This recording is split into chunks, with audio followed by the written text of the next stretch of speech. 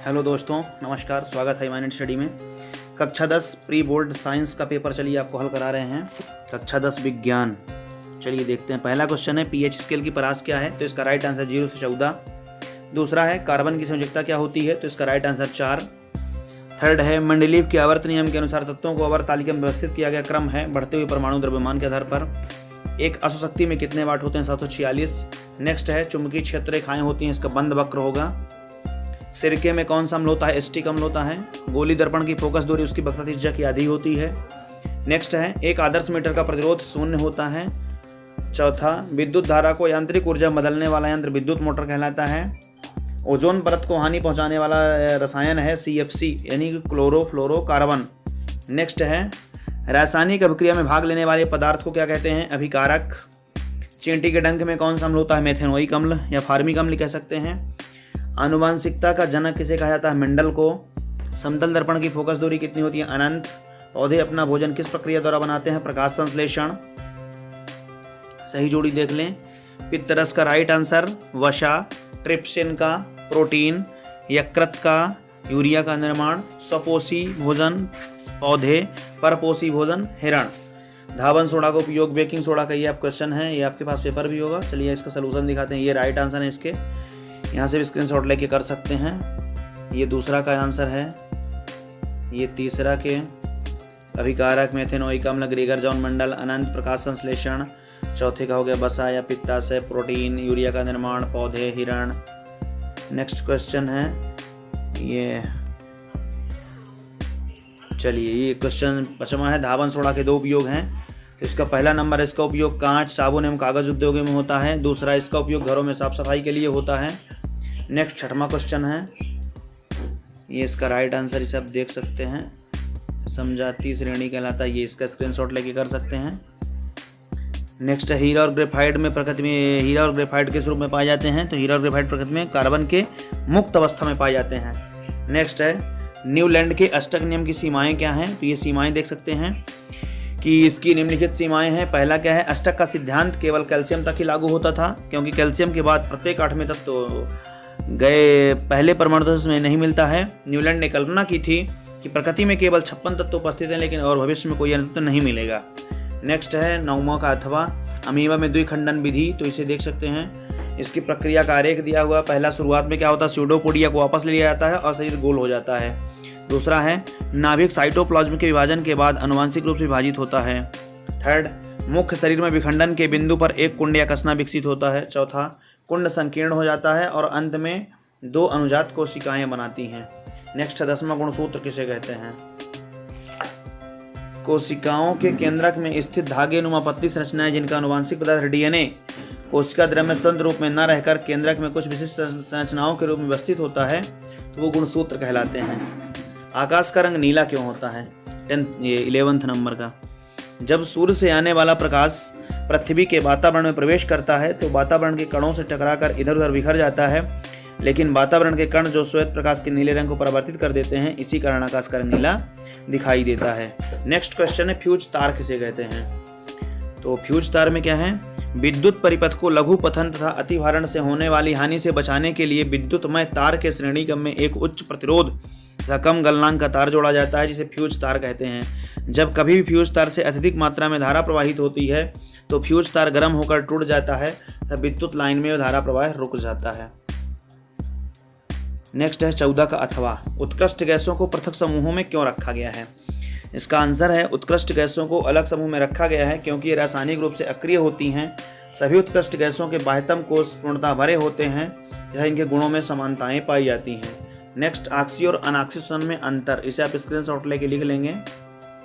यह श्वसन वायु यानी ऑक्सीजन की उपस्थिति में होता है, वह अनुपस्थिति में होता है।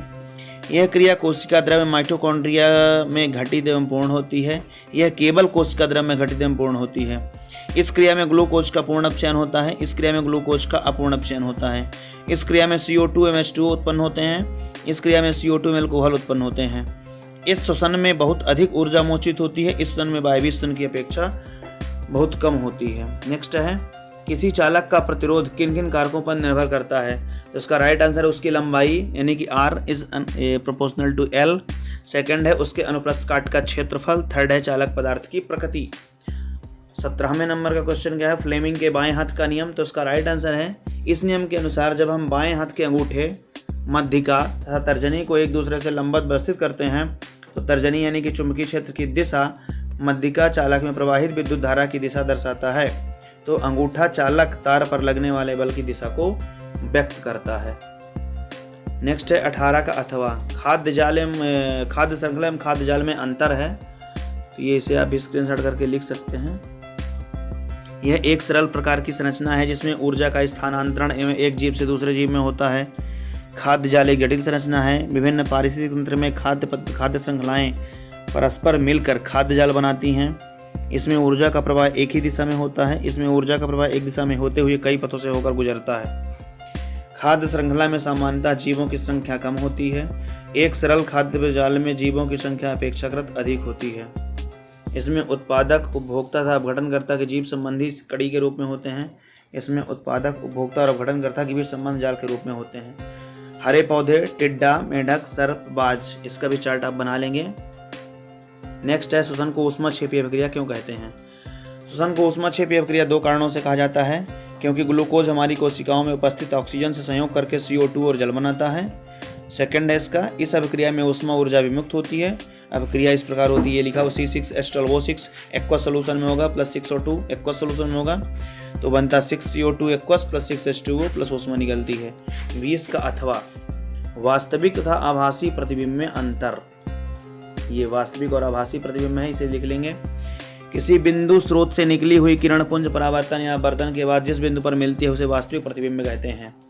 और आभासी में क्या है, किसी बिंदु स्रोत से निकली हुई किरण पुंज परावर्तन या अपवर्तन के बाद जिस बिंदु से अपसृत होती हुई प्रतीत होती है उसे आभासी प्रतिबिंब कहते हैं। इसे पर्दे पर उतारा जा सकता है, इसे पर्दे पर उतारा नहीं जा सकता। यह हमेशा उल्टा होता है, यह हमेशा सीधा होता है। सूर्योदय एवं सूर्यास्त के समय सूर्य रक्ताभ क्यों होता है। सूर्य उदय के समय सूर्य क्षितिज के पास होता है, जहां से आने वाले प्रकाश को वायुमंडल की मोटी परतों से होकर गुजरना पड़ता है तथा अधिक दूरी तय करनी पड़ती है। नीले तथा कम तरंगदैर्घ्य के प्रकाश का अधिकांश भाग कणों द्वारा प्रकीर्णित हो जाता है और सिर्फ अधिक तरंगदैर्घ्य वाले प्रकाश जैसे लाल रंग ही हम तक पहुंच पाता है और सूर्य हमें लाल दिखाई देता है। धातु और अधातु में अंतर है, ये इसे भी स्क्रीनशॉट करके लिख लेंगे। धातु विद्युत धनात्मक तत्व होते हैं और इसीलिए एक अथवा अधिक इलेक्ट्रॉन त्याग कर धनात्मक आयन बनाते हैं। अधातु विद्युत ऋणात्मक होते हैं और एक अथवा अधिक इलेक्ट्रॉन ग्रहण करके ऋणायन बनाते हैं। ये क्षारीय ऑक्साइड बनाते हैं, वो अम्लीय अथवा उदासीन ऑक्साइड बनाते हैं। अधिकांश धातुएं जल अथवा भाप में हाइड्रोजन को विस्थापित कर देती हैं। ये फ्लोरीन को छोड़कर जल तथा भाप से अभिक्रिया नहीं करती। वे धातुएं जो सक्रियता श्रेणी में हाइड्रोजन के ऊपर स्थित होती हैं तनु अम्लों में से हाइड्रोजन को विस्थापित कर देती हैं। अधातुएं तनु अम्लों से अभिक्रिया नहीं करती और इसलिए हाइड्रोजन को विस्थापित नहीं कर सकती हैं। धातुएं अपचायक का कार्य करती हैं, धातुएं ऑक्सीकारक का कार्य करती हैं। ये 23 का अथवा स्वपरागण और परपरागण में अंतर है, इसे अच्छे से लिख लेंगे। चलिए नेक्स्ट देखते हैं 24। मेंडल ने अपने प्रयोग में मटर के पौधे का ही चुनाव क्यों किया था, इसका कारण है। तो मेंडल ने अपने प्रयोग के लिए मटर के पौधे का चुनाव इसलिए किया था क्योंकि मटर का पौधा आसानी से उपलब्ध हो जाता था। यह एक साल में कई बार लगाया जा सकता था। इनके पुष्पाकार में बड़े और अधिक परागण क्षमतावान हैं। इनमें परागण से आसानी से किया जा सकता था। मटर के पौधे आसानी से बड़े हो जाते थे और इनका अध्ययन करना भी अत्यधिक सरल था। ज़्यादा से ज़्यादा लोगों को शेयर जरूर करें जिस सबके पास ये वीडियो पहुँच जाए। धन्यवाद।